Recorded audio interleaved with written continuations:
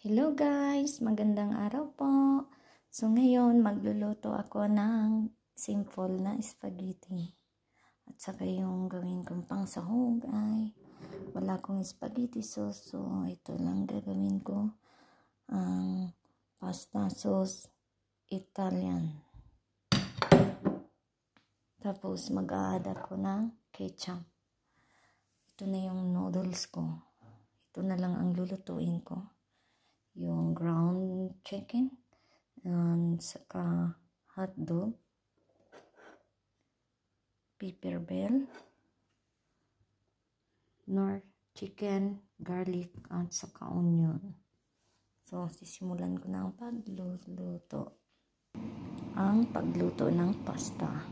So ngayon maglalagay na ako ng mantika. Ang kasunod ay ang garlic. So, kakamayin ko lang. Idahan-dahan ko lang yung apoy para hindi masunog yung garlic. Tapos, onion. So, ayan.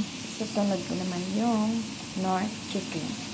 Depende sa iyo guys kung paano nyo paglagay. Pwede din na yung kumukulo na yung soy sauce. Pwede nyo lalagay yung nor cubes. Sa akin kasi gusto ko yung masabay siya ng gisa. So, ang kasunod ay ang chicken. So, ayan. Kasunod ay hotdog.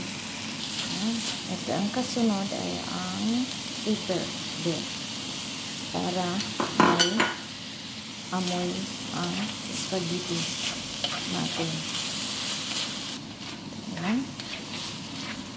So, ang isusunod natin ay ang pasta sauce ng Italian. Dito sa Jordan, nahirapan kami maghanap ng Filipino food sa pinupuntahan naming mall. Kaya ito yung nakita ko. Ito yung nakita ko na pasta sauce. So, mag-a-add ako ng kalahating bote na ng ketchup para maging ano din siya, pasta spaghetti Filipino. Tumatawa ako gumagawa ng video, alam niyo guys, kasi ako lang mag-isa humahawak ng camera tapos nagluluto na. So, ayan. So, ngayon, maglalagay ako ng isang bowl na tubig. Kasi, ito ang iluluto ko ng 20 minutes sa dahan-dahan lang na apoy. So, habang nagpapakulo, mag-a-add ako ng konting asin at saka konting durog na paminta para mas malasa pa.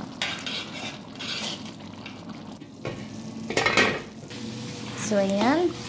Luto na guys yung ginawa kong sauce. Ano pang hinihintay natin? Kakain na ako. Kakain na ako. At ako'y takam na takam sa sarap ng aking linutong spaghetti. Ayan. Lalagyan ko na cheese.